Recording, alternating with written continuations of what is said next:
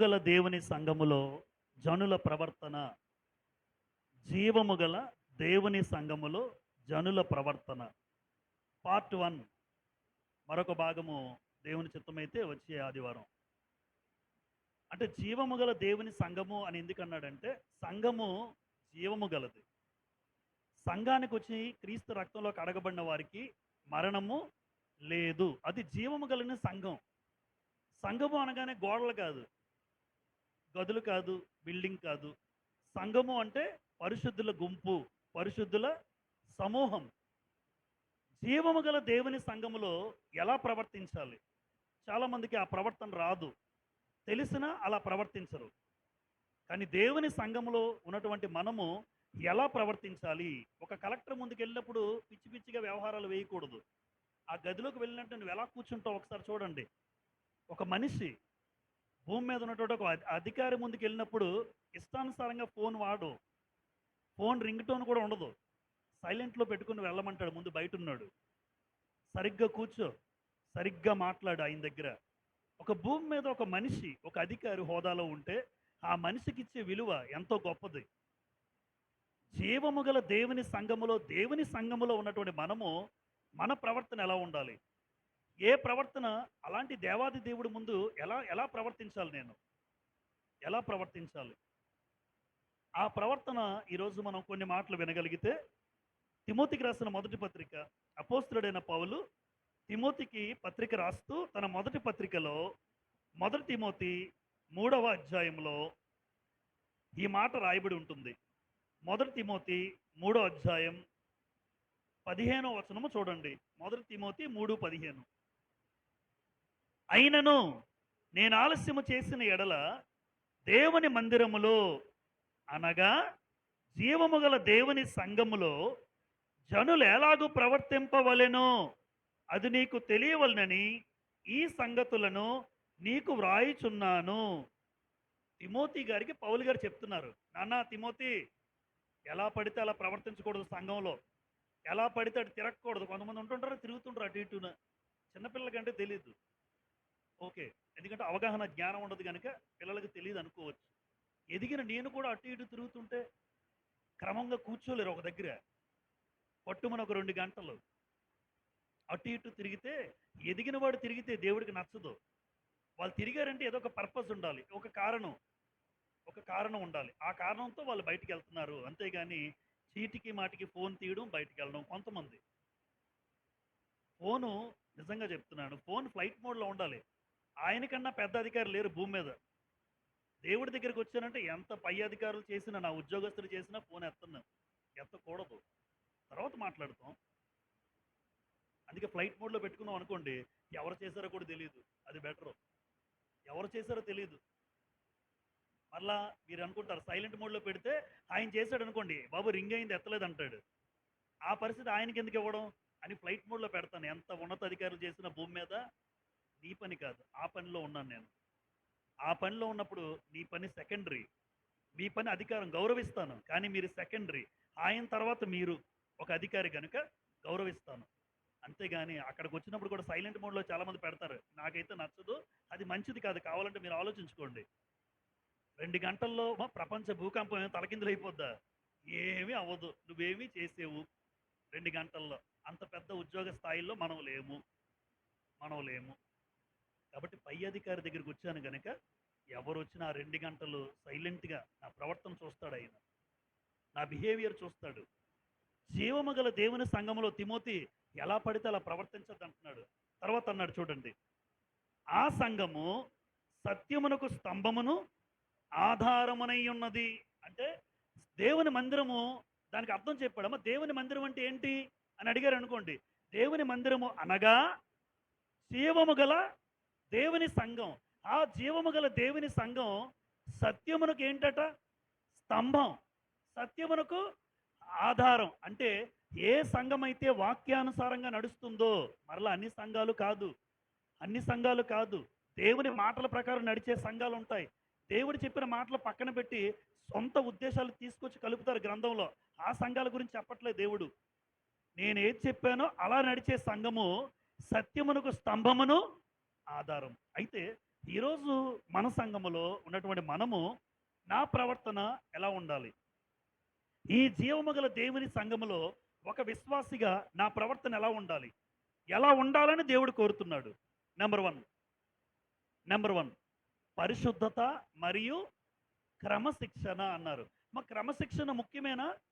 Discipline ముఖ్యమేనా? చదువైనా అవసరం లేదు నాకైతే. నిజంగా చదువైతే వద్దంటారు. చదువుకు ముందు ఏముండాలి? అరే బాబు డిసిప్లిన్‌గా ముందు ఉండరా అంటారు టీచర్స్. ముందు చదువు సెకండరీ. ముందు క్రమశిక్షణ. క్రమశిక్షణ ఉంటే చదువు ఆటోమేటిక్‌గా వస్తది. ఆడికి క్రమంగా కూర్చోలేడు. అలాంటి వాడికి చదువు రాదు. అంటే ఫస్ట్ ఆఫ్ ఆల్ ఉండాల్సింది ఏంటంటే క్రమశిక్షణ.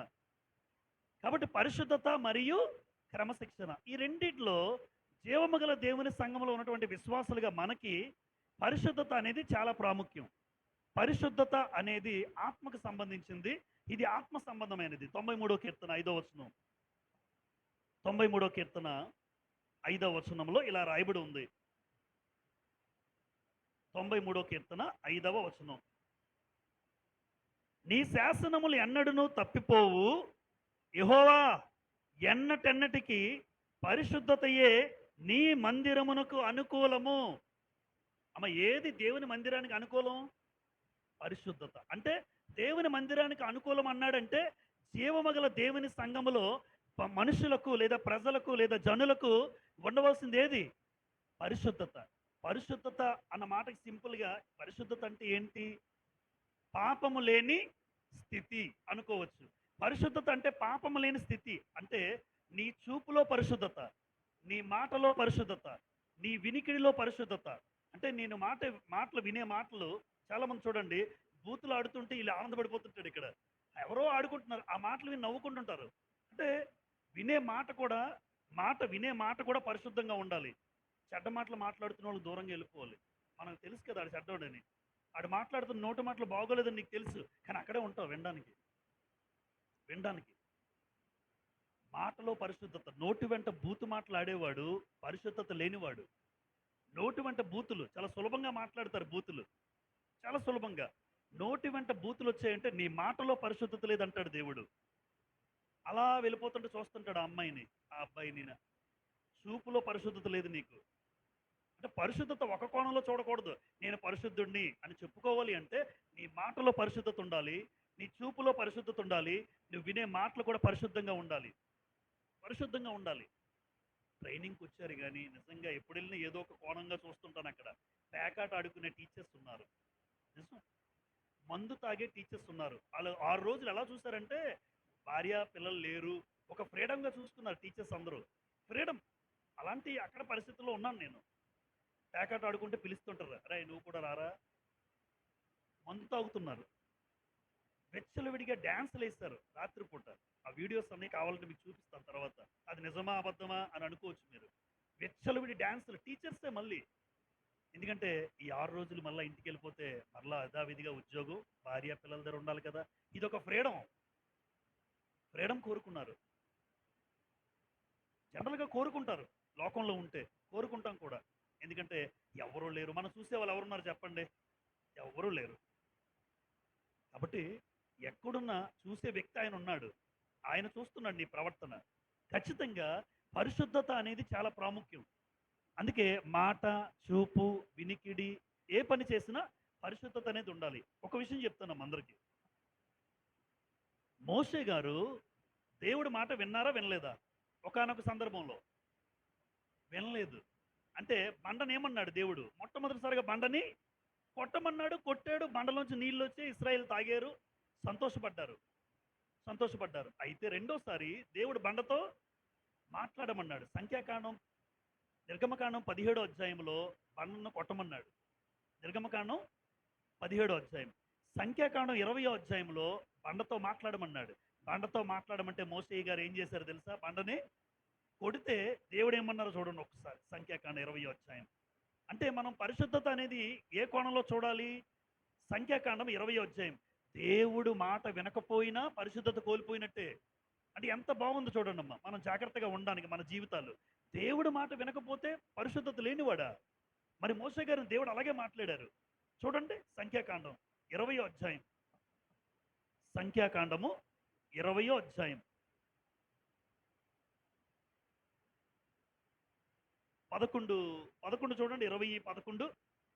అప్పుడు మోషే తన చెయ్యి ఎత్తి 2 మార్లు తన కర్రతో ఆ బండను కొట్టగా అని అన్నాడు. 8వ వచనం ఒక్కసారి పైకి వెళ్తున్నాను. నీవు నీ కర్రను తీసుకుని నీవును నీ సహోదరుడైన అహరోనును ఈ సమాజమును పోగు చేసి వారి కన్నుల ఎదుట ఆ బండతో మాట్లాడుము, ఆ బండతో మాట్లాడుము అని ఎవరు చెప్పారు? బండతో మాట్లాడమంటే 11వ వచనంలో ఎన్నిసార్లు కొట్టాడు ఈయన? 2 మార్లు కర్రతో బండను కొట్టగా నీళ్ళైతే వచ్చాయి, నీళ్లు సమృద్ధిగా ప్రవహించెను. 12 చూడండి, రౌండప్ చేసుకుందాం. సమాజమును పశువులు త్రాగెను.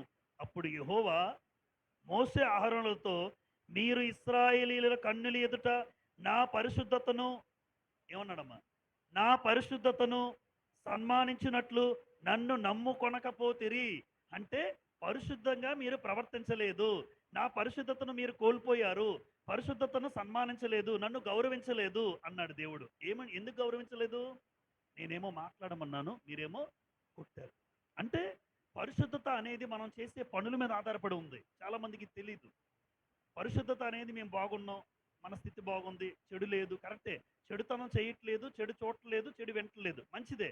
కానీ మరొక కోణంలో మోషే గారు పరిశుద్ధత కోల్పోయారు, మోషే పరిశుద్ధతను సన్మానించలేదు అని దేవుడు ఎందుకన్నాడంటే, మోషే దేవుడు చెప్పిన మాట ఆ సమయంలో వినలేదు. అంటే దేవుడి మాట వినకపోతే నేను కూడా పరిశుద్ధత లేనివాడినైనా? గ్యారంటీ 100% దేవుడు చెప్పిన మాట ప్రకారం బ్రతకకపోతే నేను కూడా నా పరిశుద్ధతను కోల్పోయాను. ఆ పరిశుద్ధతను కోల్పోయినందుకు మోషే ఏం కోల్పోయాడో తెలుసా? భౌతికమైన కానానికి మోషే లేదు. కానీ ఈరోజు క్రైస్తవ సమాజంలో పరిశుద్ధతను కోల్పోతే పరలోకం అనేది జీరో, పరలోకం అనేది వెళ్ళలేము.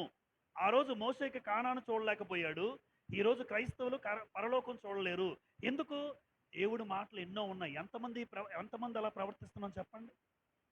నేనైనా మీరైనా దేవుడి మాటలు ఏ విషయంలో? ఆయన మాట వినకపోతే పరిశుద్ధతను కోల్పోయినట్టు గుర్తుపెట్టుకోండి. దేవుడి మాట వినకపోతే మోషే నా పరిశుద్ధతను నువ్వు సన్మానించలేదు అన్నాడు దేవుడు. అదేంటయ్యా, అన్నీ చేశాను కదా? అన్నీ చేసావు, కానీ నేను చెప్పిన మాట వినలేదు నువ్వు. నేను ముందు 8వ వచనంలో ఏం చెప్పాను? బండతో మాట్లాడమన్నాను, నువ్వేమో బండను కొట్టేశావు. అశ్రద్ధగా, నిర్లక్ష్యంగా అనుకోవచ్చు, రకరకాలుగా. లేదు, మోషే అంతమంది నడిపిస్తున్న నాయకత్వంలో వినబడకపోవచ్చు. ఏది ఏమైనా దేవుడి మాటలు చెప్పినప్పుడు మాత్రం చాలా జాగ్రత్తగా వినాలి. అది మోషే గారైనా, ఈరోజు సర్వ సమాజం క్రైస్తవులైనా. గుర్తుపెట్టుకోవాల్సిన విషయం ఏంటంటే, దేవుడి మాట ఎంతమంది వింటున్నారు ఇక్కడ? దేవుడు చెప్పిన ప్రకారం ఎంతమంది చేస్తున్నాం?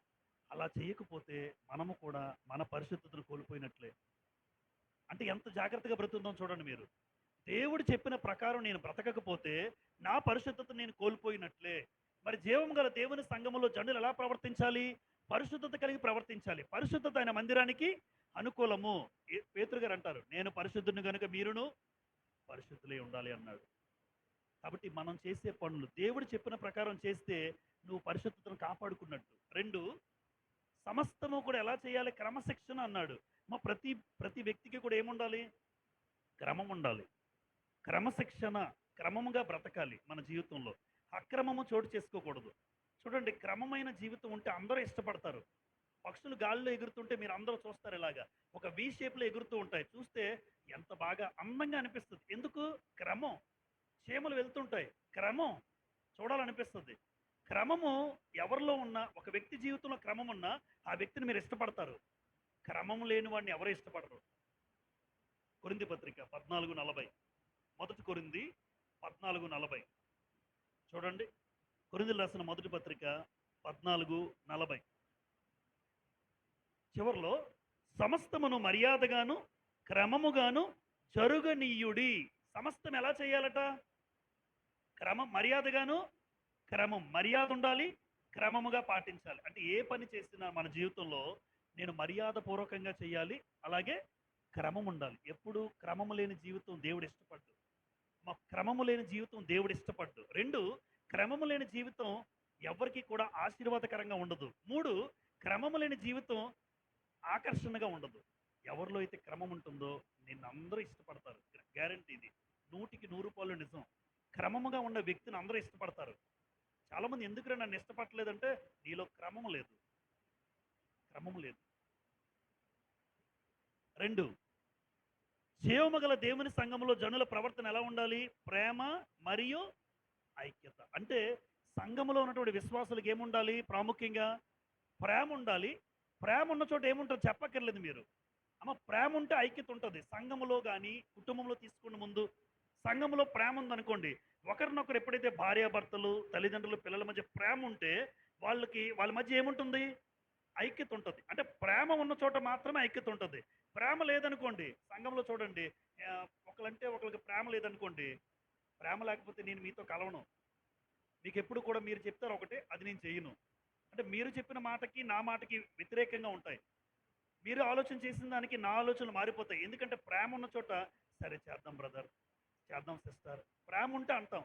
ప్రేమ లేదనుకోండి, మీరేం చెప్పినా నేను చెయ్యను. మీరు వెళ్ళే స్థలాలకి నేను రాను, నేను వెళ్ళే స్థలాలకి మీరు రారు. ఎందుకంటే మనలో ఏమి లేదు? యోహాను సువార్త 13వ అధ్యాయం. యేసు ప్రభు ఈ లోకానికి వచ్చిన తర్వాత అసలు 66 పుస్తకాల సారాంశం కూడా ప్రేమ గురించే చెప్పాడు. ప్రేమ గురించే మాట్లాడాడు. యోహాను సువార్త 13వ అధ్యాయం 34, 35 ఒకసారి చదువుకుందాం. యోహాను సువార్త 13:34. యేసు ప్రభు శిష్యులతో ఏమంటున్నారో చూడండి. మీరు ఒకరినొకరు ప్రేమింపవలెనని మీకు క్రొత్త ఆజ్ఞ ఇచ్చుచున్నాను. అంటే ప్రేమించాలి అన్నది ఏంటి? ఆజ్ఞ. అది గుర్తుపెట్టుకోవాలి. ప్రేమించాలి, ఒకరినొకరు ప్రేమించాలన్నది ఏంటి? ఆజ్ఞ. ఆజ్ఞ అతిక్రమం చెప్తారు బాగా. పాపం వల్ల వచ్చే జీతం ఇది కూడా చెప్తారు. మరణం, ఆత్మీయ మరణం. అంటే దేవుడిచ్చింది ఆజ్ఞ. ఏంటి ఆజ్ఞ? ఒకరినొకరు ప్రేమించాలి. కానీ ఆవిడ నాకు నచ్చదు, ఆవిడ నాకు పడదు అని అన్న వాళ్ళు ఉన్నారు ఇక్కడ. అంటే మనం ఒక రకంగా ప్రభువు చెప్పిన ఆజ్ఞను పక్కన పెడుతున్నాం అంతే. అలా కాదు. సంఘానికి వచ్చిన వాళ్ళలో మీ ప్రవర్తన ఎలా ఉండాలి అంటే, మీరు ఒకరినొకరు ప్రేమ కలిగి ఉండాలి. మీరు ఒకరినొకరు ప్రేమింపవలనని మీకు కొత్త ఆజ్ఞ ఇచ్చిచున్నాను. తర్వాత, నేను మిమ్మల్ని ప్రేమించినట్టే మీరును ఒకరినొకరు ప్రేమింపవలెను. మీరు ఒకనేడల ఒకడు ప్రేమ గలవారైన ఎడల దీన్ని బట్టి మీరు నా శిష్యులని అందరూ అంటే ప్రేమ లేనివాడు ప్రభువుకు శిష్యుడు. రెండో పాయింట్ చాలా ప్రాముఖ్యమైనది. ఇప్పుడు చాలామంది సంఘానికి వచ్చి కొంతమంది అక్కలు చెల్లెళ్ళు అనుకోండి, అన్నదమ్ములు అనుకోండి, ఆ కుటుంబం నాకు నచ్చదు అన్నాడు అనుకో, నువ్వు యేసు ప్రభుకి ఏం కావు? శిష్యుడు కాదనమాట. మళ్ళా చూడండి, ఇలా ఆలోచించాలి ఇప్పుడు నా ప్రాక్టికల్గా. ఇప్పుడు ఆయన నాకు నచ్చదు అని నేను అన్నాను అనుకోండి, నేను నచ్చదు అంటే నేను ప్రభువుకి ఏం కాను? శిష్యుడు కాదు. శిష్యుడు కాకపోతే పరలోకం అనేది లేదు. కానీ భూమి మీద మాత్రం మనుషులు ఎలా బతికేస్తారంటే, ఏదో వెళ్ళిపోతున్నాం అంతే, బండి ఏదో బతికేస్తున్నాం. దేవుడు ఏం చెప్పాడో మనకు అనవసరం. మీరు అప్పుడు అలా ఆ ఆజ్ఞ తెలిస్తే ఏం చేస్తాను? ఆయన పట్ల ద్వేషం ఉన్నా అది విడిచిపెట్టి దేవుడు ప్రేమగా ఉండమన్నాడు, సర్లే ఆయన నచ్చట్లేదు అనుకోకుండా ఆయన నచ్చేటట్టుగా, ఆయన ప్రేమించినట్టుగా నువ్వు ఉండాలి. అలా ప్రేమ కలిగి మీరు ఉంటే దేవుని ఆజ్ఞ మీరు నెరవేరుస్తున్నారు. అప్పుడు అనుకుంటాడు, గుండెల మీద చేసుకుని, నేను అందరినీ ప్రేమిస్తున్నాను, నేను ప్రభువుకి శిష్యుడిలాగే ఉంటున్నాను. ఎందుకంటే నాకు ఎవరి మీద ద్వేషం లేదు, నాకు ఎవరి మీద భేదాభిప్రాయాలు లేవు, నాకు ఏ కుటుంబం మీద తారతమ్యాలు లేవు, ఎవరు నాకు నచ్చదు, వాళ్ళు పడదు అన్న భేదాభిప్రాయం లేదు. అలాంటప్పుడు ప్రభువుకు శిష్యుడినే అన్న భావన, ధైర్యం వస్తుంది మనకి, అన్న ధైర్యం వస్తుంది.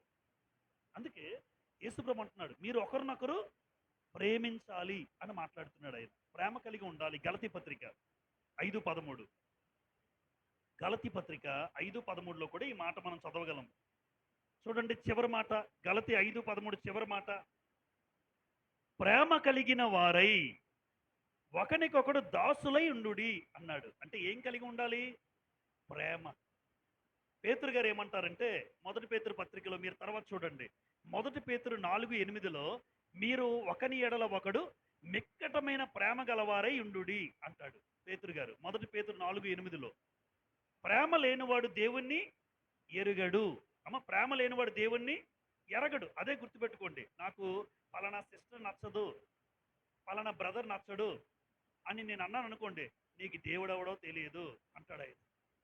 నీకు దేవుడు ఎవరో తెలియదు, లేదా నువ్వు నాకు తెలియదు అంటాడు. అదేంటి ప్రభు, నేను పాటలు పాడానే, సంఘానికి వచ్చి పాటలు పాడేవా, కానుకలు కూడా నేనే ప్రతి వారం సేకరిస్తానే, అవునా, మందిరం పరిచయం చేసేస్తానే, అవునా, కానీ పక్కన ప్రేమించలేదు కనుక నువ్వెవడో నాకు తెలియదు అంటాడు ఆయన.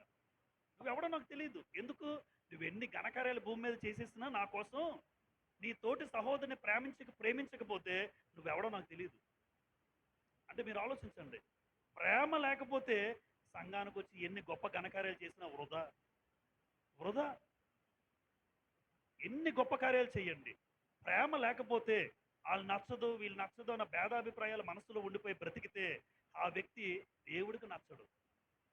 దేవుడికి నచ్చడు. కనుక ప్రేమ ఉన్న చోట ఏముంటుందన్నాం? అందుకే ప్రేమ కలిగి ఉండండి ఎందుకంటున్నాడంటే నీలో ఐక్యత ఉండాలంటే ముందు ఏముండాలి? అది లేకపోతే ఇది రాదు. సహోదరుల ఐక్యత కలిగి నివసించడం ఎంత మేలు. 133వ కీర్తన మొదటి వచనం. అంటే సహోదరుల మధ్య ఐక్యత ఉండాలంటే సహోదరుల మధ్య ముందు ప్రేమ ఉండాలి. ప్రేమ లేకపోతే ఐక్యత లేదు. ఎఫెసీ పత్రిక 4వ అధ్యాయం. ఎఫెసీ పత్రిక 4వ అధ్యాయం. అయితే ఈ ఐక్యతను ఏం చేయాలి మనం అంటే కాపాడుకోవాలన్నాడు. అపవాది ఏం చేస్తాడో తెలుసమ్మా?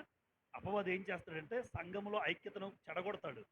సంఘంలో ఐక్యతను పాడు చేస్తాడు. ఎవరో ఒకరు ఉంటారండి, ఎవరో ఒకరు ఉంటారు సంఘంలో ఉన్న ఐక్యతను పాడు చేయడానికి. చూడండి ఎఫెసీ 4వ అధ్యాయం మొదటి వచనం. కాబట్టి మీరు సమాధానమును బంధము చేత ఆత్మ కలిగించు ఐక్యమును కాపాడుకున్నట్టు యందు శ్రద్ధ కలిగిన వారై అన్నాడు. అంటే ఐక్యతను కాపాడుకోవడానికి ఏముండాలి? క్రైస్తవులకి శ్రద్ధ ఉండాలి. బ్రదర్, అల్లా చెల్లి మీకోసం ఏమన్నదో తెలుసా? ఏమన్నది? ఇలా అంటుంది మిమ్మల్ని అమ్మాయి. అన్నదా? వీడెవడో వచ్చాడు మధ్యలో అని అనుకుంటారమ్మా? ఆ మాట వింటున్నారు ఈరోజు. అలా అన్నదంటే గుర్తుపెట్టుకుని ఇంకా వాళ్ళ మీద కోపం, పగలు, ద్వేషాలే. పలానా అక్క, పలానా అన్నదమ్ముడు, పలానా సంఘానికి వచ్చిన సహోదరు ఇలా మాట్లాడుతున్నారు, సహోదరుడు ఇలా మాట్లాడుతున్నాడు. ఐక్యతను పాడు చేయడానికి ఏముండాలంటే శ్రద్ధ ఉండాలి. నాకు ఐక్యతను ఎవడు పాడు చేయడం చూసినా పలానా బ్రదర్ అన్నారా? అన్నమండి. అలా అంటున్నారమ్మా? అవి మైండ్లో పెట్టుకొని వాళ్ళన్న మాటలు బట్టి వాళ్ళ మీద కోపం పెంచుకుంటున్నాను నేను. ఈరోజు పరిస్థితి అలా ఉంది. ఈ ఐక్యతను, ఈ సంఘ ఐక్యతను పాడు చేయడానికి చాలామంది ప్రయత్నిస్తారు. అయితే ఐక్యతను పాడు చేసే వారికి దూరంగా ఉండి ఐక్యతను కాపాడుకోవడానికి నాకేముండాలి? శ్రద్ధ ఉండాలి. శ్రద్ధ ఉంటే ఐక్యత ఎప్పుడు కూడా పాడు కాదు. వాళ్ళు చెప్పిన మాట వినము, వీళ్ళు చెప్పిన మాట వినము. ఎందుకంటే ఐక్యతను పాడు చేసే వాళ్ళు చాలామంది ఉంటారు. కాబట్టి ప్రేమ ఉంటే ఐక్యత ఉంటుంది. కనుక ఒకటేనండి, ఐక్యత ముందు రాకపోయినా నేను అందరినీ ప్రేమిస్తే ఐక్యత గ్యారంటీ ఉంటుంది. ఇదే చూసుకుంటాను ముందు నేను. ఐక్యత సెకండరీ, ఐక్యత రెండోది. ఇది లేకపోతే ఇది లేదు. కనుక ప్రేమగా అందరితో నేను ఉన్నానా లేదా, సంఘానికి వచ్చిన ప్రతి కుటుంబంతో ప్రేమగా ఉన్నానా లేదా అన్నది మాత్రమే చూసుకుంటాం. అలా ఉంటే నేను సక్సెస్ అయ్యాను. ఖచ్చితంగా ఐక్యంగా నేను ఉండగలను సంఘముతో. నెంబర్ 3, జీవము గల దేవుని సంఘములో జనులు ఎలా ప్రవర్తించాలి అంటే ప్రతి ఒక్కరికి ఏముండాలి? సమాధానం. సమాధానము అన్న మాటకు అర్థం ఏంటంటే, సమాధానం అన్న మాటకు అర్థం ఏంటంటే ప్రతి ఒక్కరితో ఏముంటుంది? ప్రతి ఒక్కరితో ప్రేమ కలిగి మాట్లాడుతూ ఉంటాడు. ఒకరికొకరు, ఇప్పుడు చెప్పాను కదా ముందు, నచ్చదు అన్న మాట ఎప్పుడూ రాదు మనకి నోటి వెంట. ఇప్పటికీ స్టిల్ చాలా కుటుంబాలు నా దగ్గరికి ఫోన్ చేసినప్పుడుగా వింటుంటాను. వాళ్ళ గురించి మాట్లాడుతూ ఉంటారు. పేర్లు చెప్పమంతే ఇక్కడ మరి ఏం చేయగలం? వాళ్ళ గురించి వీళ్ళ గురించి మాట్లాడుతున్నారంటే ఇంకా వాక్యం ఎంతవరకు ఎదిగామో అర్థమైపోతుంటుంది మనకి.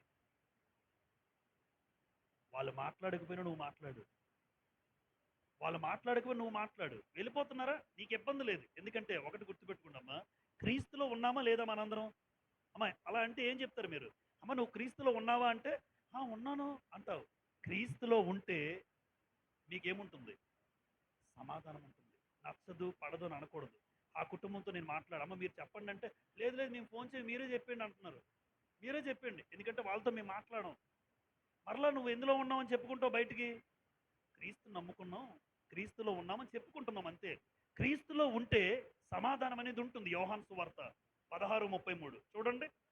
క్రీస్తులో ఉన్నవాడికి సమాధానం కలిగి బ్రతుకుతారండి. యోహాను సువార్త 16:33. నాయందు మీకు సమాధానము అనేసారు. ప్రారంభ వచనం చూడండి 16:33లో ప్రారంభ లైన్, నాయందు మీకు సమాధానము కలుగునట్లు అన్నాడు. అంటే నాయందు అంటే ఎవరి యందు? క్రీస్తు యందు. అక్కడ క్రీస్తు ప్రభు, అది క్రీస్తు ప్రభుకు సంబంధించింది. నాయందు మీకు సమాధానము కలుగునట్లు అన్నాడు. అంటే క్రీస్తులో ఉన్నవాడు ప్రతి ఒక్కరితో ఏం కలిగి బతుకుతాడు? అంతే. అలా మనం పోల్చుకోవాలి. ఈరోజు సంఘానికి వస్తున్న నేను నా ప్రవర్తన ఎలా ఉంది? క్రీస్తులో ఉన్నానని చెప్పుకుంటూ పలానా సహోదరుడు నాకు పడదు అని అంటే నేను క్రీస్తులో లేను. నువ్వు చెప్పుకుంటున్నావు అంతే. అలా దయచేసి ఉండకండి. అలా వద్దు. మన కుటుంబాలు అలా ఉండకూడదు. క్రీస్తులో ఉంటే సమాధానం ఉండాలి. క్రీస్తులో ఉన్నవాడు సమాధానం కలిగి బ్రతుకుతాడు. 2 తెస్సలోనిక పత్రికలో ఒక మాట చదువుదాం చూడండి. మొదటి తెస్సలోనికలకు రాసిన పత్రిక, మొదటి తెస్సలోనికలకు రాసిన పత్రిక 5వ అధ్యాయం 12 లేదంటే మొదటి తెస్సలోనిక పత్రిక 5వ అధ్యాయం 14, 15 చదువుదాం. 13 నుంచి. వారి పనిని బట్టి వారిని ప్రేమతో మిక్కిలి ఘనంగా ఎంచవలని వేడుకొనుచున్నాము. మరియు చూడండి 13 చివర, ఒకనితో ఒకడు సమాధానముగా ఉండుడి. మొదటి తెస్స 5:13 చివరి భాగం. అమ్మ ఒకరితో ఒకడు ఎలా ఉండమన్నాడు? సమాధానముగా ఉండుడి అన్నాడు.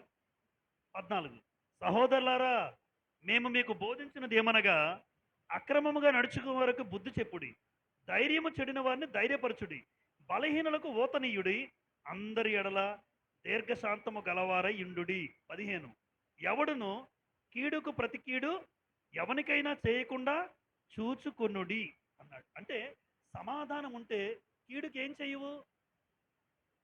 తిట్టాడు, నేను 2 తిడతానంటారు. నాకు కీడు చేశారు, నేను కీడు చేస్తాను. ఒకళ్ళు కీడు కలిగితే ఎంత ఆనందపడతారు కదా మనుషులు. వాళ్ళు ఏం అనకపోయినా వాళ్ళ ఇంట్లో ఏదైనా జరిగింది అనుకోండి, ఆ రోజు నాకు ఈ మాట అన్నాడు కాబట్టి ఆడికి ఇది వచ్చి ఈ జబ్బు వచ్చింది అని అనుకున్న వాళ్ళు కూడా లేకపోలేదు. ఆ రోజు నన్ను ఇలా అన్నాడు కనుక ఈరోజు మంచి పని జరిగింది అనుకున్న వాళ్ళు కూడా ఉంటారు, బయటికి చెప్పరు. కానీ కీడు జరిగిందా ఒకవేళ ఏ కుటుంబంలోనే జరిగితే కీడుకు ప్రతి కీడు ఎప్పుడు చేయదు. ఒకవేళ నీకు కీడు చేసినా, నిన్ను బాధ పెట్టినా, నీకు ఇబ్బంది కలిగించినా ఎప్పుడు కీడుకు ప్రతి కీడు చేయకూడదు. ఎందుకంటే అందరితో ఏముండాలన్నాడు?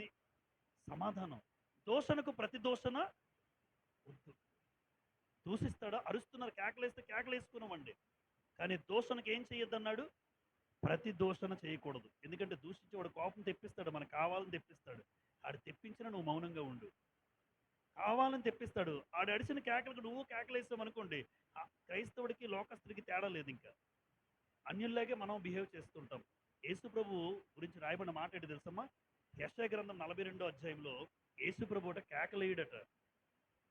యేసు ప్రభు కేకలు వేయడు అని రాస్తుంది, లిటరల్గా రాస్తుంది యెషయా గ్రంథం 42వ అధ్యాయంలో. ప్రభు కేకలేయడు, కానీ ప్రభువు నమ్ముకున్న వాళ్ళు మాత్రం కేకలేస్తున్నారు. ఈ రోజున సంఘాల్లో కేకలేస్తున్నారు. మొన్న బెంగళూరులో జరిగిన సంఘంలో కేకలట. సంఘ పెద్దలు ఎంత సిగ్గుచేటు. వాక్యం తెలిసిన మళ్ళీ అనుభవజ్ఞులు సుమారు 60 ఏళ్ళ పైగా ఏం అనుభవం సాధించారు వాక్యంలో? ఏమీ లేదు, జీరో. నేను జీరో అంటాను, వాళ్ళు తెలిసింది. ఆ నాయకులకి తెలిసిన 0. ప్రభు కేకలేయడు, నువ్వు సంఘంలోనే కేకలేస్తున్నావంటే సమాధానం ఉందా? అది మనం ఎదగాలి, ఇంకా ఎదగాలి, ఎదుగుతూ ఉండాలి అనుదినం. కేకలేస్తే కేకలు వేసిన దగ్గర నుంచి దూరంగా వెళ్ళిపోవడమే. అది మనం నేర్చుకుందాం. ఎందుకు అంటే ప్రభు కేకలు వేయుడు. కేకలు వేసేవాడు యేసు ప్రభు కాడు. ఆయన కేకలేయడు అన్నాడు. ఎక్కడ ఆయన అరుపులు కూడా వినబడవట. అలా ప్రభువుని నమ్ముకుంటే సమాధానము క్రీస్తులో ఉన్న వాళ్ళకు ఉంటుంది. నేను క్రీస్తులో ఉన్నానని నిజంగా నువ్వు గుడ్డల మీద చేసుకుని చెప్తే క్రీస్తులో ఉన్నవాడు అందరితో సమాధానంగా ఉంటాడు. అలా ఉండాలి, అందరితో సమాధానం. హెబ్రీ పత్రిక 12:14. హెబ్రీ పత్రిక 12:14 చూడండి. హెబ్రీ 12:14 అందరితో అన్నాడా లేదో చూడండి. హెబ్రీ 12:14 అందరితో సమాధానమును తర్వాత పరిశుద్ధతయు కలిగి ఉండుటకు ప్రయత్నించుడి. అమ్మ ఇక్కడ ఆల్రెడీ ముందు ఏం చెప్పుకున్నాం? ఫస్ట్ కొన్నాం అమ్మ, జనులు జీవం గల దేవుని సంఘములో జనుల ప్రవర్తన ఫస్ట్ ఏంటి? పరిశుద్ధత. ఇప్పుడు ఏమొచ్చింది? ఇప్పుడు అంటే అందరితో సమాధానం అన్నాడు. 2 అంటే అందరితో సమాధానం ఉండాలి, పరిశుద్ధత కలిగి ఉండు. అందరితో కూడా, అందరితో. ఒక చెల్లితో మాట్లాడుతున్నప్పుడు చూపు ఒక దగ్గర ఉండకూడదు. ఒక అక్కతో మాట్లాడుతున్నప్పుడు, ఒక తల్లితో మాట్లాడుతుంటాడు, ఎక్కడెక్కడో దృష్టి మారిపోతుంటుంది. అలాంటి దౌర్భాగ్యులు కూడా ఉన్నారు, సంఘాలలో ఉన్నారు. చూపు పవిత్రంగా ఉండాలి. ఒక చెల్లితో మాట్లాడుతున్నప్పుడు చూపు ఎలా ఉంటుంది? మా చెల్లితో నేను మాట్లాడుతున్నాను అనుకోండి, మా అక్కతో నేను మాట్లాడుతున్నాను అనుకోండి, ఎక్కడెక్కడో చూస్తానమ్మా నేను. అలాంటి దౌర్భాగ్యాలు కలిగిన వాళ్ళు కూడా ఉంటారు సంఘాల్లో. నీ సొంత చెల్లితో నువ్వు ఎలా మాట్లాడుతున్నావు, నీ సొంత అక్కతో ఎలా మాట్లాడుతున్నావు, అలా సంఘంలో ఏ చెల్లితోనో మాట్లాడు, ఏ అక్కతోనో మాట్లాడు. అందరితో పరిశుద్ధత అన్నాడు చూసారా, అందరితో సమాధానం, అందరితో పరిశుద్ధత. అలా ఉంటే అది జీవము గల దేవుని సంఘంలో జనులు మనకు నేర్పిస్తున్న ప్రవర్తన. అది మనకి అదొక ప్రవర్తన. మనకి విచ్చలు విడి డ్యాన్సులు వేసి, భర్తలను విడిచి వచ్చిన వాళ్ళు డ్యాన్సులు వేసారు అక్కడ టీచర్స్, భార్యని విడిచిపెట్టి వచ్చిన కూడా డ్యాన్సులు వేసారు అక్కడ. ఎంత భయంకరమో, ఎంత సిగ్గుచేటు చూడండి. అమ్మ, అందుకే అంటారు దేవుని నమ్ముకున్న వాళ్ళకి నమ్ముకున్న వాళ్ళకి ఎంత వ్యత్యాసం రా బాబు అనిపించింది ఆ రోజున. ఎంత వ్యత్యాసమో, సిగ్గు విడిచి డ్యాన్సులు వేస్తున్నారు. నెంబర్ 4, మాట తీరు. క్రైస్తవుడి యొక్క ప్రాముఖ్యమైనది క్రైస్తవుడికి ఏంటంటే మాట. అందుకే నోరు మంచిదైతే సామెత ఉంటుంది. ఏది మంచిదైపోద్దట? ఊరంతా. నోరు మంచిదైతే ఊరంతా మంచిగా ఉంటుందట. నిజమే కదా. అందుకే అంటారు చాలా మంది, ఆవిడ నోరు బాగోదండి, ఆవిడ నోరు బాగోదంటే సరిగ్గా మాట్లాడదు, కోపం తెచ్చేటట్టు ప్రవర్తిస్తుంది ఆవిడ మాట తీరు. కానీ క్రైస్తవుడికి దేవుడు చూసేది, మనం కలిగి ఉండాల్సింది ఏంటంటే ఎప్పుడు కూడా మాట తీరు బాగుండాలి. ఆ మాట తీరులో భాగంగా నోటి వెంట దుర్భాష అని రాశాను ఇక్కడ. దుర్భాష ఎప్పుడు నోటి వెంట ఏమవద్దు? రానీయకుడి అన్నాడు. అమ్మ, దుర్భాష అని దేన్ని అంటారంటే బూతులు, పోకిరి మాటలు, సరసాలు ఆడతారు. అంటే సరసాలు మాట్లాడతారు. సరసాలు అమ్మ, లోకంలో భావమరదలకు ఉండొచ్చేమో, క్రైస్తవులకు ఉండకూడదమ్మా. లోకంలో కూడా మాట్లాడుకున్నామండి. మనకి సరసాలకు మనం దూరం. సరసాలకు సరసోక్తులు ఎప్పుడు ఉండకూడదు. యేసుప్రభు ఎవరితో సరసాలు ఆడలేదు.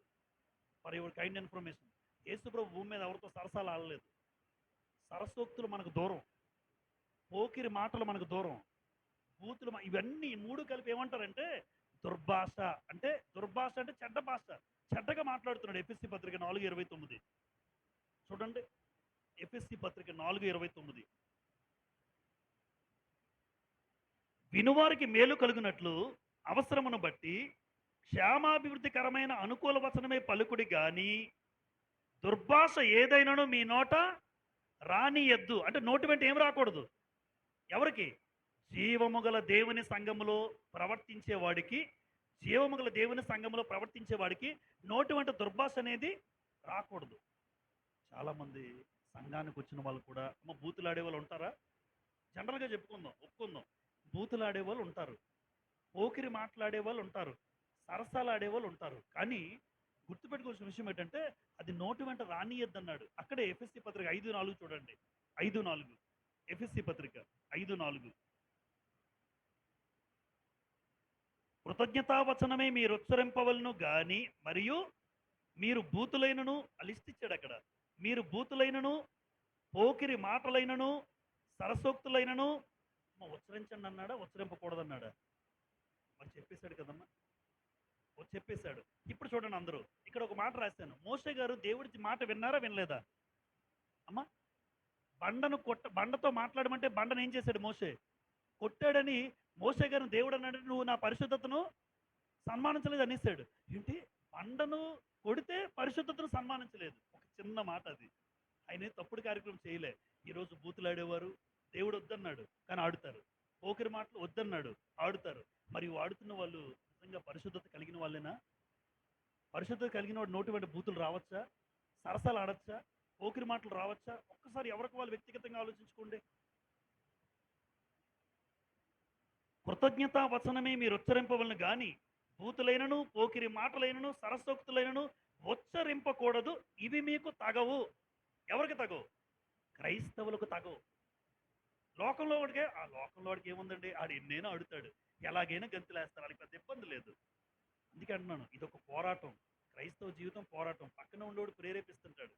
నిజంగా ఆ రోజు వచ్చే ముందు శుక్రవారం పేకముక్కలు తీస్తారు నా రూమ్లో. ఫ్రెండ్స్ ఉన్నారు, ముగ్గురు మంచి వాళ్ళే, వ్యక్తిత్వం మంచిది, కానీ దేవుని యొక్క విలువలు తెలియని వాళ్ళు.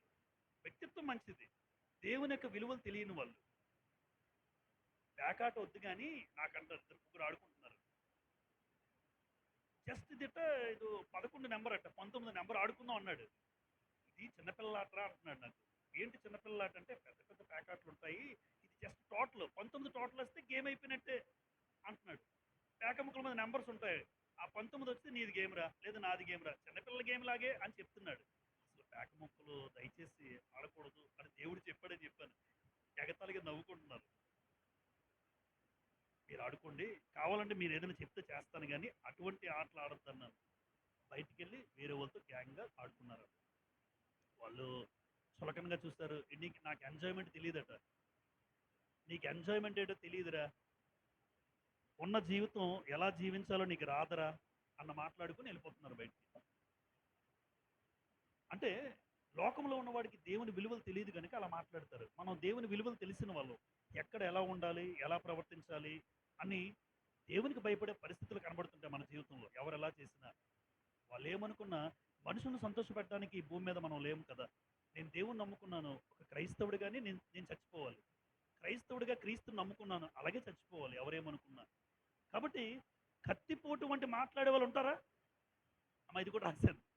సామెతలు 12:18 మీరు తర్వాత చూడండి. సామెతలు 12:18 నీ మాట తీరు ఎలా ఉండాలంటే కత్తిపోట్లా ఉండకూడదు. మా అత్త మాట్లాడుతుందండి గుచ్చినట్టు ఉంటుంది అంటది ఒక కోళ్ళు.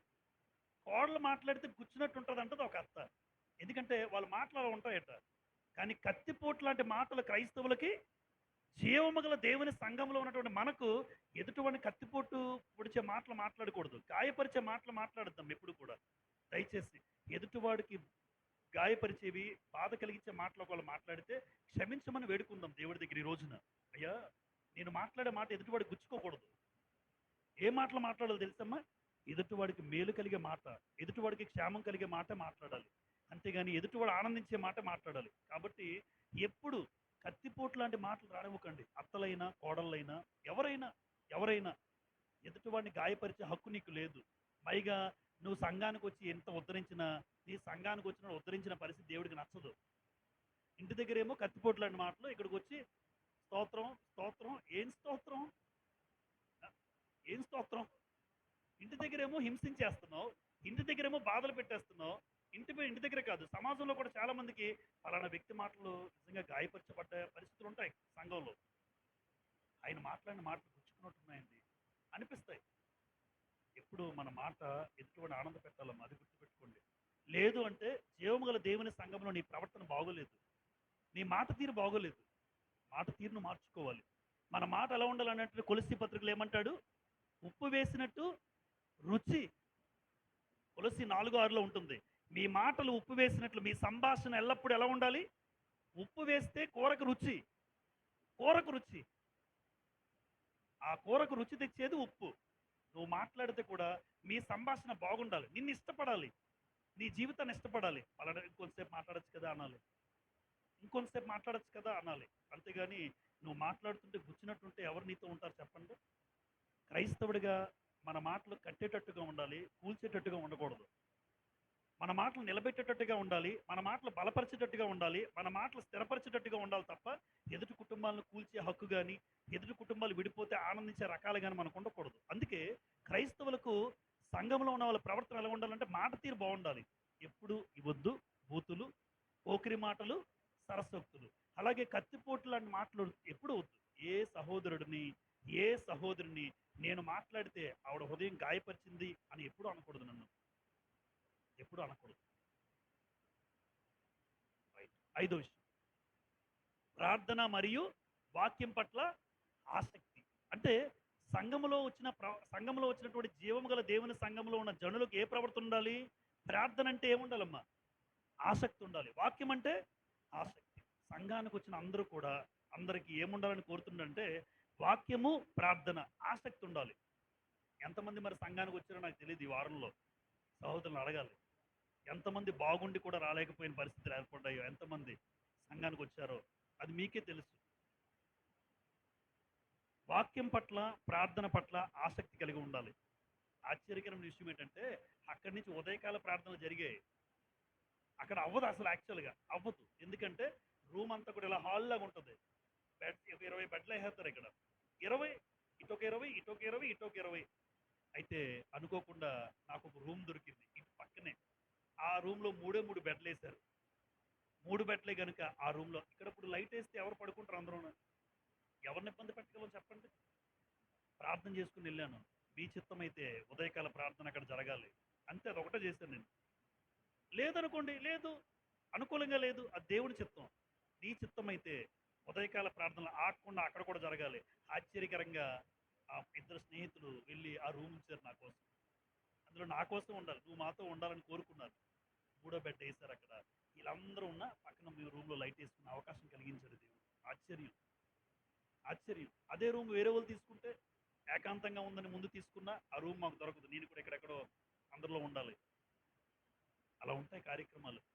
ప్రార్థన పట్ల ఆసక్తి ఉంటే ఆసక్తిని నెరవేర్చేవాడు దేవుడు. అపోస్తుల కార్యాలు 2:42. అపోస్తుల కార్యములు 2:42. బాప్తిసం 3000 మంది పొందుకున్నారు ఆ రోజున పెంతెకొస్తు పండుగ దినాన. 42లో వీరు అపోస్తుల బోధ యందును సహవాసమందును రొట్టె విరుచుటందును ప్రార్థన చేయుటందును ఎడతెగక. అంటే ఆదిమ సంఘస్థులు ఎలా ఉన్నారట? బోధ అంటే ఏంటమ్మా? వాక్యం. బోధ అంటే సహవాసం, అంటే కూడికలు, సహవాసం. ప్రార్థన ఎందు ఎడతెగక. అమ్మ, ఎడతెగక ఎప్పుడు ఉంటారు? ఏముండాలి? అంతే, ఆసక్తి ఉన్నాడని మందిరానికి వస్తాడు. ఇప్పుడు మంగళవారం, బుధవారం, లక్షవారం, శుక్రవారం ఆసక్తి ఉన్నోడు వస్తాడు ఇక్కడికి. అందులో సందేహమే లేదు, సందేహమే లేదు. ఆసక్తి కనుక ఉంటే మందిరంలో ఉంటాడు. ఆసక్తి లేకపోతే గాల్లో తిరుగుతారు లోకంలో. మీ మందిరానికి వెళ్ళాలి ఆసక్తి అంటే ఎడతెగక ఆ రోజు ఉన్నారంటే ఆదిమ సంఘస్థుల్లో ఏముంది? ఆసక్తి ఉంది. అంటే ప్రార్థన చేసుకోవాలి అన్న ఆసక్తి, వాక్యం చదవాలి, వాక్యం వినాలి అన్న ఆసక్తి వాళ్ళలో కనబడుతుంది. ఈరోజు జీవముగల దేవుని సంఘంలో ప్రజలకు ఏమి లేదు తెలుసమ్మా? ఆసక్తి లేదు. మందిరానికి రారు, మందిరానికి రారు చాలామంది. మనుషులు బట్టి వచ్చేవాళ్ళు ఉంటారు కొంతమంది. వాక్యం చెప్తున్న వ్యక్తులు బట్టి రారు. భయంకరం. దేవుడు మాటలు చెప్తున్న ఏ వ్యక్తి అయినా వారి సామర్థ్యాన్ని బట్టి చెప్తూ ఉంటారు. ఏ పరిస్థితులైనా వాక్యం చెప్పే వాళ్ళు ఎవరైనా చెప్పిన మాటలు దేవుడివి అన్న ఉద్దేశం కలిగి మందిరానికి రావాలి, మందిరానికి రావాలి. పలానా వ్యక్తిని సంతోషపెట్టడానికి రాకూడదు, నన్ను సంతోషపెట్టడానికి కనబడకూడదు మనుషులు. కాబట్టి ఆదిమ సంఘస్థులు ఎప్పుడు అలా లేరు. ఇంకో విషయం చెప్పమంటారా? పెందలకడ యేసుప్రభు మాటలు వినడానికి పరిగెత్తుకుని వచ్చేవారట. లూకాసు వార్త 21వ అధ్యాయం, త్వరగా చదివేద్దాం. లూకాసు వార్త 21వ అధ్యాయం 38వ వచనం. లూకా 21:38 చూడండి. లూకా 21:38. ప్రజలందరూ ఆయన మాట వినుటకు దేవాలయములో ఆయన యొద్దకు పెందలకడ వచ్చుచుండిరి. అమ్మ, పెందలకడ అంటే ఉదయం 10, 8? పెందలకడ అన్నారంటే ఎగ్జాక్ట్గా కనీసం 5 లోపే. 5 లోపు, 3, 4, 5 పెందలకడ అంటాం. అరే, పెందలకడ లేచి చదవరా అంటారు 5 గంటలకు, 4 గంటలకు. ఇప్పుడు ప్రజలందరూ కూడా యేసుప్రభు మాటలు వినడానికి ఎప్పుడు వెళ్ళిపోయారట దేవాలయంలోకి? పెందలకడ. ఉదయం 6 గంటలకు ఆరాధన పెడితే ఎంతమంది వస్తారు? ఉదయం ఆరాధన 6 గంటలకు అనుకోండి. జనరల్గా 6 గంటలకు పెట్టామనుకోండి, ఎంతమంది వస్తారు ఆరాధనకి? ఎవరికి వాళ్ళే ఊహించండి ఒకసారి. కానీ యేసుప్రభు మాటలు వినడానికి పెందలు కూడా వచ్చేవారట వాళ్ళందరూ అక్కడ. అంటే యేసుప్రభు మాటలనే, ఈరోజు దేవుడి మాటలు అవే కదా. ఈరోజు దేవుడి మాటలు వినడానికి ఎంతమంది వస్తున్నారు? తొందరగా దేవుడి మాటలు వినాలి, దేవుని సన్నిధికి రావాలని ఎంతమందికి ఉంది? కాబట్టి ప్రార్థన పట్ల, వాక్యం పట్ల ఎప్పుడు ఆసక్తి కలిగిన జీవితం ఉండేది జీవముగల దేవుని సంఘంలో జనులకు. నెంబర్ 6, క్రమబద్ధమైన ఆరాధన. అమ్మ, ఆరాధన అనేది ఎప్పుడూ మానకండి. దేవుని యొక్క కృపను బట్టి ఉదయకాలం ఒకవేళ ఎవరైనా ఆలస్యమైతే ఈవినింగ్ రండి. మీకు ఏదైనా ఇబ్బంది కలిగిన పరిస్థితులు ఉండొచ్చు. ఒకవేళ కావాలని పడుకొని రావడం కాదు, మళ్ళీ పడుకొని రావడం కాదు, అలా రిలాక్స్ అయిపోతారు కొంతమంది. ఆరాధన ఉదయం జరగడేమో మంచిది. అది ఎవరు? ఉద్యోగస్తులు ఉంటారండి, తప్పదు. వాళ్ళు చేసిన వృత్తిని బట్టి ఇబ్బంది కలగచ్చు. ఆ ఇబ్బంది దేవుడు చూస్తున్నాడు. అంతేగాని నువ్వు పడుకొని కాలు తన్ను పెట్టుకొని దుప్పట్లు కప్పుకొని ఈరోజు ఆరాధన సాయంత్రం ఉంది కదా అనుకున్నావు, నీ ఆరాధన అది కాదు, అది అంగీకరించాడు దేవుడు. ఆరాధన అననుకూల పరిస్థితులు, కొన్నిసార్లు ప్రతికూల పరిస్థితులు, ఎవరో చనిపోయారు, వాళ్ళు చూసి రావాలి, ఓకే, తప్పనిసరి పరిస్థితులు ఎదురవుతూ ఉంటాయి, వెళ్ళొస్తావు, సాయంత్రం వస్తాను. అంతేగాని మన జీవితంలో మన సుఖాల కోసం, మన సౌలభ్యం కోసం ఈవినింగ్ వస్తానని అనుకోకూడదు. ఆరాధన ఎప్పుడు కూడా దేవుని సన్నిధిలో ఉదయకాలమే జరగాలి. తప్పనిసరి పరిస్థితులు అయితే తప్ప సాయంకాలం ఆరాధనలో ఉండాలి. కనుక ఇక్కడ చూడండి, యెహోవాకు ఆరాధన చేయవలెను అన్నాడు. యెహెజ్కేలు గ్రంథంలో ఈ మాట మనం చూస్తాం.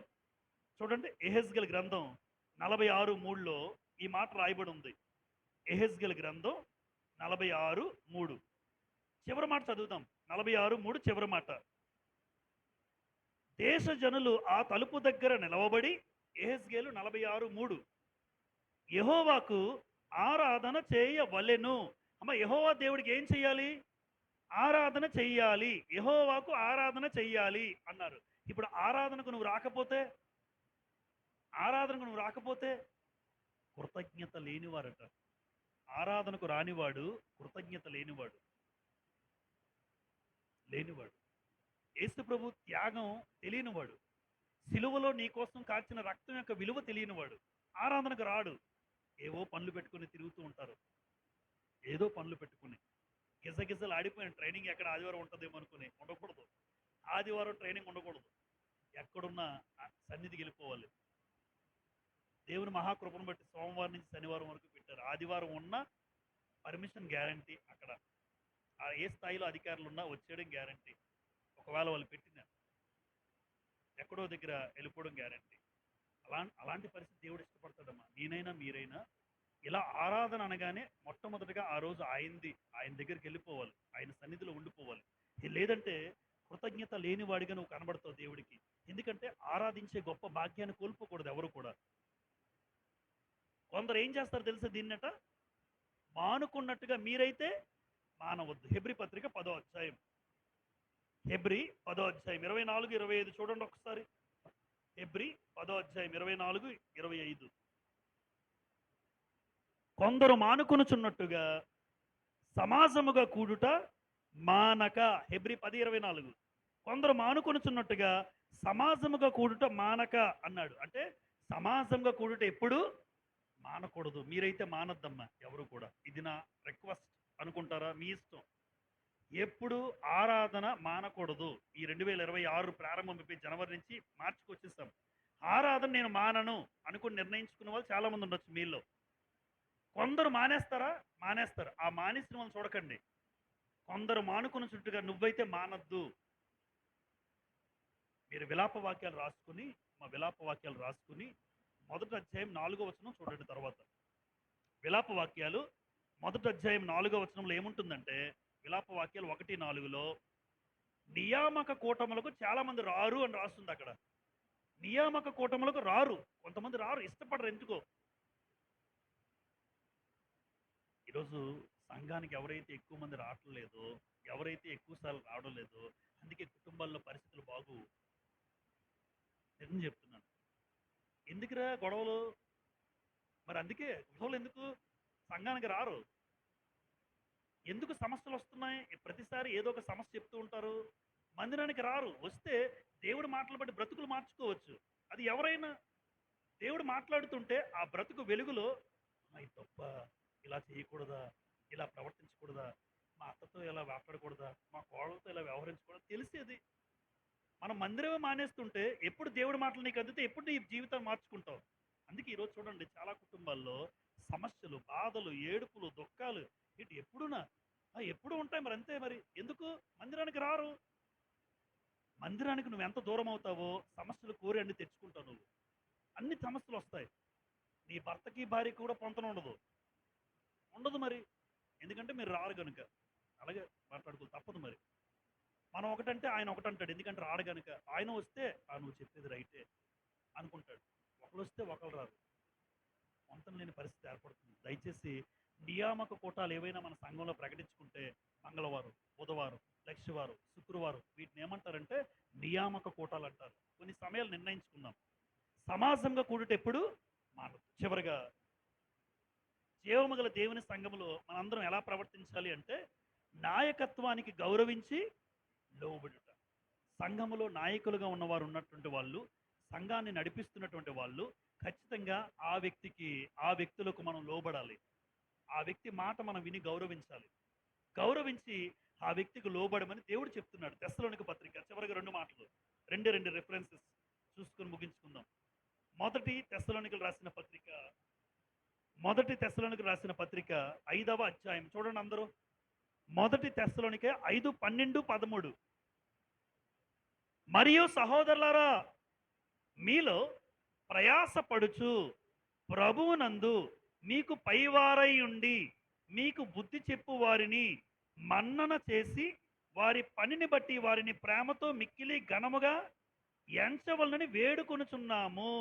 మీకు ఎవరైతే బుద్ధి చెప్తున్నారో, మిమ్మల్ని ఎవరైతే సరిచేస్తున్నారో, మిమ్మల్ని ఎవరైతే బలపరుస్తున్నారో, అటువంటి వారి సంఘంలో ఉన్నటువంటి నాయకులైన ప్రభువునందు మీకు పైవారుగా ఉన్నారు. మీకంటే ముందువారు మిమ్మల్ని నడిపిస్తున్న నాయకులుగా ఉన్న వాళ్ళకి మీరు ప్రేమతో మిక్కిలి ఘనంగా ఎంచాలని వేడుకుంటున్నాను. అలాంటి వారిని ఘనంగా ఎంచండి, గౌరవించండి అంటున్నాడు. అలాంటి వారి మాటలకు మీరు లోబడండి అంటున్నాడు. మోసే అలా ప్రకటిస్తుంటే కోరాహు అనేవాడు కోపం వచ్చిందట. మోసే నాయకుడిగా దేవుడు ఏర్పాటు చేస్తే కోరాహు కోపం వచ్చింది, అక్కడే ఉన్నాడు. హే నువ్వే గొప్ప నాయకుడివా అన్నాడట.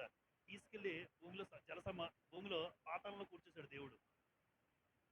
నాయకుడు నడిపిస్తున్నాడు, ఆ నాయకుడికి నువ్వేమవ్వాలి? లోబడాలి. నీ మంచి కోసం చెప్తున్న నాయకుడు. మనల్ని బలపరుస్తున్న నాయకుల్ని వాళ్ళ మీద ఏం చేశారంటే, ఈ కోరహ అన్న వాళ్ళు ఏం చేశారంటే, నాయకుడిగా నువ్వు మాకు అవసరం లేదు, మేమే నాయకులు అనుకున్నాడట. వచ్చాడు సమాజంలోకి, నేనే నాయకుడిని అంటున్నాడు. మాకు తక్కువేంటి అంటున్నాడు. నిన్ను ఎవరు ఏర్పాటు చేశారు? దేవుడా? కాదు కదా. దేవుడు అవకాశం ఇస్తే ఒక్కొక్కసారి దేవుడు అవకాశాలు ఇస్తూ ఉంటాడు ఆయా వ్యక్తులకి. ఏ ఏ సంఘాన్ని ఏ నాయకత్వం అయితే వహిస్తున్నాడో ఆ నాయకత్వం చేసిన వ్యక్తికి మనం లోబడాలి, ఆ వ్యక్తి మనం గౌరవించాలి. హెబ్రీ పత్రిక చివరిగా ఈ మాట చదువుకుందాం. హెబ్రీ పత్రిక 13వ అధ్యాయం 17వ వచనం. హెబ్రీ 13:17. మీ పైన నాయకులుగా ఉన్నవారు లెక్క ఒప్పచెప్పవలసిన వారి వలె మీ ఆత్మలను కాయుచున్నారు. వారు దుఃఖముతో ఆ పని చేసిన ఎడల మీకు నిష్ప్రయోజనము గనుక దుఃఖముతో కాక ఆనందముతో చేసినట్లు వారి మాట విని వారికి లోబడి ఉంటుంది. అంటే క్రైస్తవులుగా మనందరము కూడా నాయకత్వాన్ని ఏం చేయాలంటే, నాయకత్వాన్ని గౌరవించి ఆ నాయకత్వానికి లోబడాలి. ఇప్పుడు ప్రభువునందు మనకు పైవారు ఉంటారు. ఎవరి దగ్గర అయితే నేను నేర్చుకుంటున్నానో, ఒకవేళ నాకు నేర్పే పెద్ద వ్యక్తులు ఉన్నారు, వాళ్ళు నేను గౌరవించాలి, వారి మాటకి నేను లోబడాలి. ఎందుకంటే నాకు వాక్యం నేర్పాడు ఆయన. వాక్యంలో నన్ను బలపరిచాడు. ఎలా చెప్తే వాక్యం అర్థమవుతుందో అన్న ఆలోచనతో నన్ను నడిపించాడు. అలాంటి వ్యక్తి ఎక్కడ ఉన్నా, ఏ స్థలంలో ఉన్నా, ఆ వ్యక్తి అంటే నాకు ఒక గౌరవం. ఆ వ్యక్తి అంటే ఆ వ్యక్తిని బట్టి ఆ వ్యక్తి ఏం చెప్పినా నేను చేస్తాను. ఎందుకంటే నన్ను నడిపించాడు, ఈరోజు ఈ స్థాయిలో ఉండడానికి కారణమయ్యాడు ఆయన. ఆ వ్యక్తి నాకు పైవాడు, ప్రభు తర్వాత. అలాంటి వ్యక్తి చేసిన మాటలకు నేను లోబడతాను, తలదించుకుంటాను. సరే సార్ మీరు చెప్పారు కదా, ఖచ్చితంగా చేస్తాను.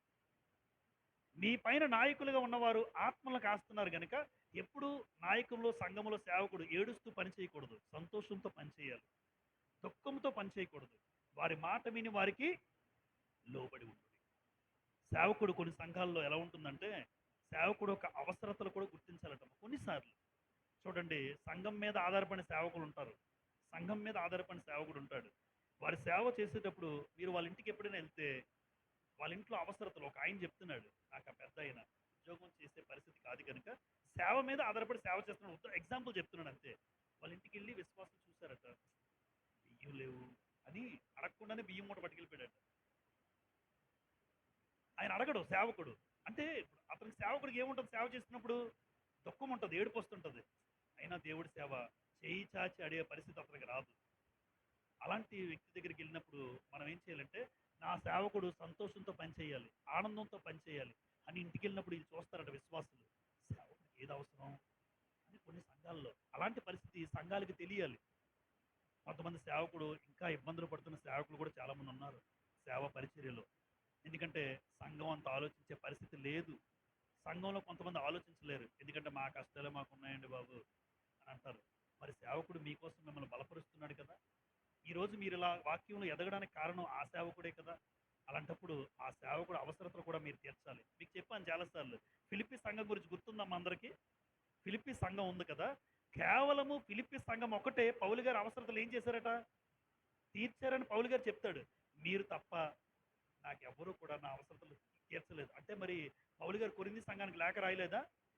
రాశాడు. ఎఫెసీ, కొలొస్సీ, తెస్సలోనిక పట్టణానికి, వీళ్ళందరూ ఉన్నారు కదా, అందరు రాసినా ఏదో ఒక సంఘస్థులు వాళ్ళకి హెల్ప్ చేశారట.